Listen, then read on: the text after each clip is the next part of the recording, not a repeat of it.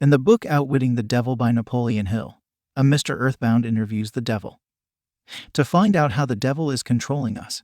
In the book, they come across sex and what a huge impact it has on the drives of men. This is the full dialogue. Question: do you mean by your statement that one should not indulge the desire for sex? Answer: no, I mean that sex, like all other forces available to man, should be understood, mastered, and made to serve man. The desire for sex expression is as natural as the desire for food. The desire can no more be killed than one can entirely stop a river from flowing. If the emotion of sex is shut off from the natural mode of expression, it will break out in some other less desirable form, just as a river will, if dammed, break through and flow around the dam. The person who has self-discipline understands the emotion of sex, respects it, and learns to control and transmute it into constructive activities. Question: just what damage is there in overindulgence of sex? Answer: the greatest damage is that it depletes the source of man's greatest driving force, and wastes, without adequate compensation, man's creative energy. It dissipates energy needed by nature to maintain physical health. Sex is nature's most useful therapeutic force. It depletes the magnetic energy which is the source of an attractive, pleasing personality. It removes the sparkle from one's eyes and sets up discord in the tone of one's voice. It destroys enthusiasm, subdues ambition, and leads inevitably to the habit of drifting on all subjects. Question: me what beneficial ends the emotion of sex may be made to attain, if mastered and transmuted? Answer: controlled sex supplies the magnetic force that attracts people to one another. It is the most important factor of a pleasing personality. It gives quality to the tone of voice and enables one to convey through the voice any feeling desired. It serves, as nothing else can serve, to give motive power to one's desires. It keeps the nervous system charged with the energy needed to carry on the work of maintaining the body. It sharpens the imagination and enables one to create useful ideas. It gives quickness and definiteness to one's physical and mental movements.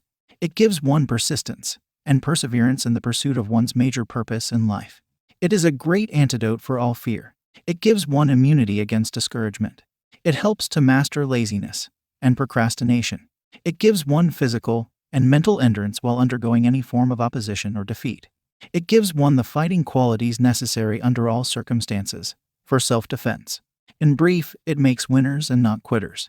Question: are those all the advantages you claim for controlled sex energy? Answer: no, they are only some of the more important benefits it provides. Perhaps some will believe the greatest of all the virtues of sex is that it is nature's method of perpetuation of all living things. This alone should remove all thought that sex is vulgar. Question: I gather, from what you say, that the emotion of sex is a virtue, not a fault. Answer: it is a virtue when controlled and directed to the attainment of desirable ends. It is a fault when neglected and permitted to lead to acts of lust. Question: why aren't these truths taught to children by their parents and the public schools? Answer: the neglect is due to ignorance of the real nature of sex.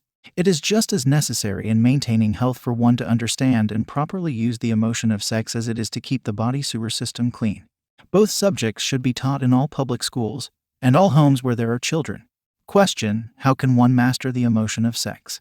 Answer: by the simple process of transmuting that emotion into some form of activity other than copulation. Sex is one of the greatest of all forces which motivate human beings. Because of this fact, it is also one of the most dangerous forces. If humans would control their sex desires and transmute them into a driving force with which to carry on their occupation, that is, if they spend on their work one half the time they dissipate in pursuit of sex, they would never know poverty. Question: do I understand you imply there is a relationship between sex and poverty? Answer: yes, where sex is not under definite control. If allowed to run its natural course, sex will quickly lead on into the habit of drifting through life. Question: is there any relationship between sex and leadership? Answer: yes, all great leaders in every walk of life are highly sexed, but they follow the habit of controlling their sex desires, switching them into a driving force behind their occupation.